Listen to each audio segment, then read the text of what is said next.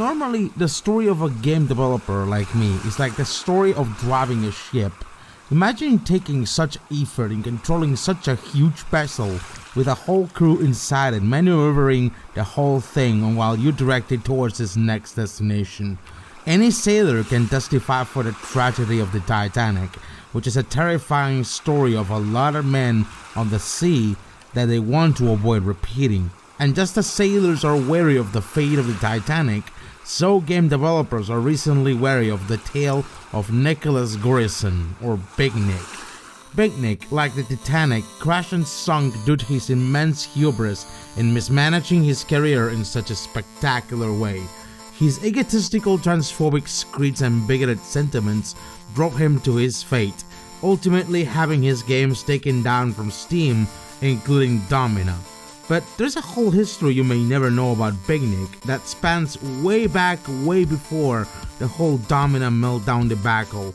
This is the story of Nicholas Big Nick Garrison and Domina, the bigoted developer who lost everything.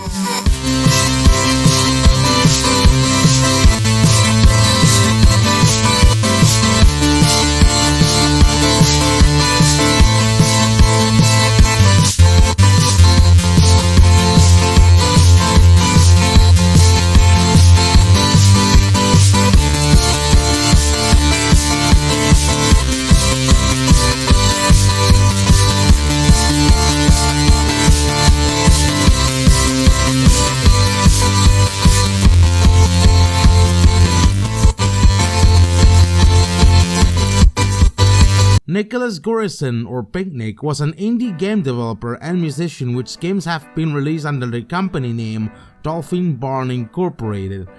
At the time, he was the only employee of such company, and he described himself as a 6'4" man that weighs 400 pounds. He began developing games after quitting his job, for which he described as a not very creative space. He will develop his first game in 2012 for Windows and iOS called Zombies, a violent, sarcastic 2D isometric rampage game that puts a player in a pathetic IT help desk operator against a mindless, drooling hordes of middle management in a bloody battle against corporate oppression. That was the beginning description according to a review from the website Dark Side of Gaming, DSOgaming.com, written in December 2012. Garrison described the experience of developing this game as therapeutic, even though he was not a violent person. Well, like with Corporate Lifestyle Simulator, it was, I don't want to say like therapeutic, but it really was. I mean, I'm not a violent person at all, and I worked in a government office for 10 years, and it was just the most awful workspace for me. It's not a good place for a creative person, so I had to find an outlet for that. And when I started making this little game, I was just playing around in processing with Java, and I thought, I could make a little game out of this, just smashing up the office. And when I realized just how fun that was and just how much like there was a part of me that needed to do that, so I built this game around being able to smash everything and just hearing the glass shattering and like seeing all those particles, just splashing around. And it was just something really immensely satisfying about that. So I thought, this is a lot better than working on databases for a living. So. It was a one-man effort of creating a game for which Nick handled the promotion all by himself. By then it was at Steam Greenlight before when Steamlight was turned off by Valve, but it was also available for purchase at Nick's website, thebignick.com. A few critics in 2013 at the time gave the game a nice reception. One of the reviews of the game at GamingLabs.com gave the game a score of 8 out of 10, mentioning how the game was fun, funny, and had an excellent soundtrack and had the inclusion of Hairspray. The soundtrack was available on Bandcamp for a measly $4. In 2014, the game was renamed to Corporate Lifestyle Simulator, probably to capitalize on the trend of satirical simulation games, and was re-released on Steam with additional content. It wasn't obviously a great hit from the developer, since even reviews scored the game with something in the lines of a 6.5 out of 10 due to the technical shortcomings of the game. By then, the supporters of the game Zombies were promised Steam copies if this game was approved by Steam Greenlight. It was at this point where Garrison got his first taste of controversy, given that game stores did not reveal personal information about buyers, and thus Big Nick refused to give Steam keys to users who asked for them. Big Nick was demanding Steam and other bundle websites will give him lists of all the users who have purchased the game, so that he will have concrete information regarding how many users actually bought his game and will deserve Steam keys. The only catch is that there's no games distributor who will give private information of users, let alone their financial information, to anyone, let alone a developer. He then denied giving Steam keys to anyone who bought the game for a bundle or even from Steam directly, and he also refused to give keys to users who bought the original game from his website. This eventually got a lot of users upset, as he broke his main promise of delivering Steam keys once the game was greenlit. He eventually put his own grown-up pants and agreed to give keys out, even without the list of users' personal information. The developer had to go through death threats and name-calling in order to get him to budge to the demand of getting Steam keys out, and in the end, Big Nick apologized on Twitter and on social media, saying everyone who bought the game in a bundle should get a Steam key when they are available, and there is no developer without users, no artist without patrons. He will not release another game until 2017, and this game will be not only his first victory, but also his final demise.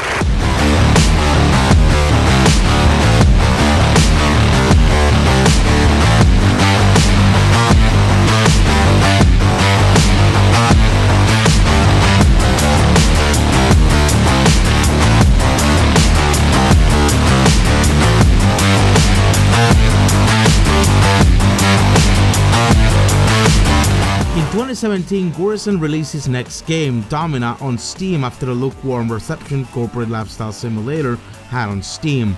Described by Rock Paper Shotgun as a game about managing a stable of gladiators during the last days of Rome, it was a game that was praised by many people for the game's cruel RNG, its uphill struggle against wild balance issues in attempts of winning, and a rigid approach to permadeath, often enjoyed as an ultra-brutal, vaguely historical toy about the horrendous cheapness of human life. Notably, this was Gorison's bigger success of a game. It was very noticeable that this game was a bit of an ego booster for Big Nick, but the time period between 2017 and 2019 in regards to Gorison's history is a bit uncertain, as there's little to no remaining evidence save for a couple things. He was a particularly laid-back guy, especially in interviews regarding Domina, as seen him mentioning corporate lifestyle simulator and such. But surely there was no big problem with a man going around, isn't it? Well, the COVID pandemic, which is around the corner. We're not sure if this was a detonator for the developer starting hard right turn, but since 2019, it was seemingly apparent the developer had a certain right-wing views.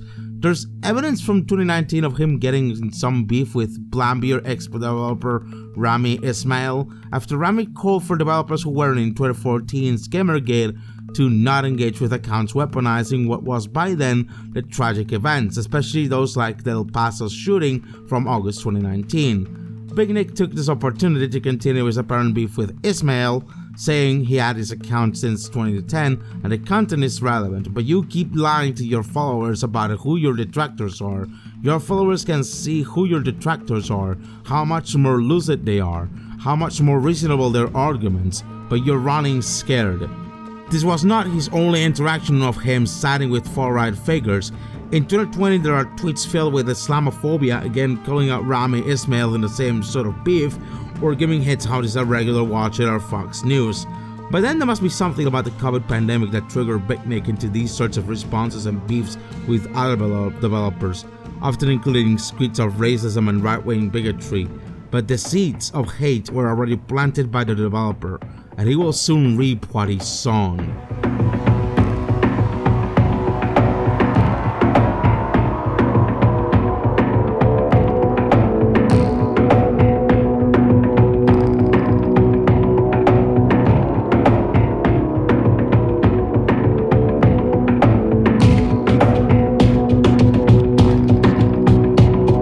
By then, it was noticeable his politics was starting to bleed into his own game Domina. This was not just the case of a creator having shitty opinions on social media that are separate from his work, but his shitty opinions also tend to corrode his game as well, often in the form of suspiciously unhinged screeds in his patch notes. On May 7, 2021, there was his first indication of political insert in patch notes, which had a rant against weak men, which include anti-masturbation and pro-Bible sentiments. Some men still won't fight. They're weak. There's no accounting for weak men. Weak men lack character. Strong moral fiber is hard to come by. It's earned through hard work and sacrifice, and it cannot be had via OnlyFans or Pornhub. No, those fucking things are demonic possessions waiting to show you a succubus titty in the hopes you waste a load on her instead of spending that energy studying how to weld or grow a potato or learning a new language or how to program a computer. Listen, kids, get off them porn tubes and do something with your life, because no one is gonna give you a goddamn thing, and this whole mess with God civilization is only getting harder. We need solutions, and we need smart men who can work hard and implement those solutions. Masturbating to e-girls isn't gonna solve the energy crisis, is it? Get to work. Or play video games and have a relax and then get to work fresh tomorrow. I can't possibly know what's best for you in your individual situation. Really, don't let strangers on the internet tell you how to live your life. If you want to be told how to live your life, read the New Testament. The internet will only give you lies. At first, his right-wing audience will praise him for these sorts of political inserts, but then he started inserting more of his politics into said patch notes, including anti-vax views and rants about COVID masks. As of March 8, 2022, take off the fucking masks! Next time you're at the grocery store, try showing a woman your face. Be confident, unafraid of the lies. You might get a girlfriend. Women like confidence. Women learn like dudes who cover their faces in fear. What are you afraid of? Getting laid? Grow up. Ever since this hit the patch notes, people have revolted review bombing its DOMINUS Steam page with negative reviews, and attempted downgrading its very positive score on Steam into overwhelmingly negative. As one Steam reviewer pointed out in a negative review of the game, he was an anti-masker dev using his patch notes as a glorified Twitter feed. This was the first time this sort of controversy had mainstream media coverage on Games Press. On August 7, 2022, Bicknick started ranting about the negative review, saying that Steam punishes dozens of fraudulent reviews of their game and they flag it as such. The flags end up being removed, as his developer claims, for which Gorson says that despite any evidence, the fraud review stands. No evidence is ever offered that we've done anything wrong with DLC, but the claims are echoed for eternity on B-level gaming blogs, just to be used as ammunition on Twitter. Circle jerks, disgusting. Testimonies of people having an experience with Nick pointing out he engaged often in toxic fights with Steam users on his own games forum on the Steam Community Hub, often indulging himself in more bigoted screeds against Steam users. This wouldn't end up with a suspension from his own Steam community forums for his game on August 13th for a whole week. He goes on to continue using his patch notes and other social media to post rants and screeds against Bob, Steam, Geoff Newell, and the rest of Steam users. This will prove Gorson's ultimate demise with Domina.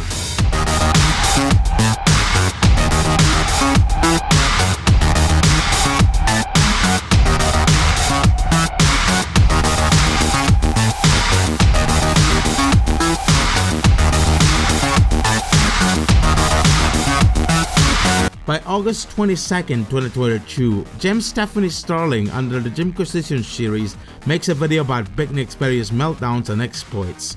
Dubbed Steam's least likable developer, the creator of indie gladiator game Domina has low-key made a disreputable name for himself with a history of bigoted screeds, bizarre manosphere philosophies, and a pervasive desire to angrily clap back at negative reviews of his game. Eventually, one of Gorson's responses will be to raise the Steam price of the game in many regions, but a massive increase to Israel, where the previously $10 game must be $90 in Israel. To make matters worse, Gorson constantly tried to get the attention and engagement from Jim Stephanie Sterling after their video, constantly attacking their wrestling career, their trans identity, and more in a series of bigoted screeds against Sterling. Sterling made a follow-up video about the issue on August 29, 2022. Previously, we detailed the impressively unhinged behavior of Dolphin Bun Studios, the developer behind relatively popular Steam game Domina. The smoothly leaking brain behind the whole outfit, Nicholas John Leonard Gorison shot to baffling infamy after sliding increasingly twisted right-wing political rants into his game's patch notes, first generating widespread attention when he injected an anti-mask screed laced with pickup artist rhetoric into an otherwise innocuous update post. By then, Big Nick continued attacking Sterling with his transphobic screeds, which will only lead him to his indefinite suspension from Twitter on both of his official accounts for him and his game. The soundtrack as well has been banned from Bandcamp alongside his whole Bandcamp page. It will only get worse from here, since Gorison will be secluded to Gab to continue rambling about his right-wing screeds. On one last update on September 1st, 2022, he embraced the one joke in a patch note and declared Domina is now Dominus, in yet another transphobic screed, this time inserting Cafals into his transphobic rhetoric. For those out of the loop, Cafals was at the time currently suffering harassment from Kiwi Farms, a far-right harassment terrorism board, to the point of not just being doxxed, but also being swatted at gunpoint, for which Cafals, the popular trans streamer, had to flee her home and country multiple times and start a whole campaign against Kiwi Farms. It will be obvious that this got the attention of Nicholas Gorison as well, since he included Cafals in his own transphobic screed in this particular patch note. The patch notes at the end of the post included several more trouble and anti-trans remarks. One bullet point read, "Stop destroying the innocence of children by lying to them about basic biology." Domina's Steam page now says the game is no longer for sale at the request of the publisher, but a note from Steam on the discussions page shared by a Reset Era confirmed that the title had been removed by a member of Steam support with the following reason. A recent announcement posted to the Domina Community Hub includes insults targeting another person, it said. We also noticed that you are clearing a number of reported posts in your hub containing various rule violations. We made it clear in our last communication that future violations of our rules and guidelines like this will jeopardize our future relationship. With that in mind, we are ending our business relationship with Dolphin Barn Incorporated and removing all associated products from sale.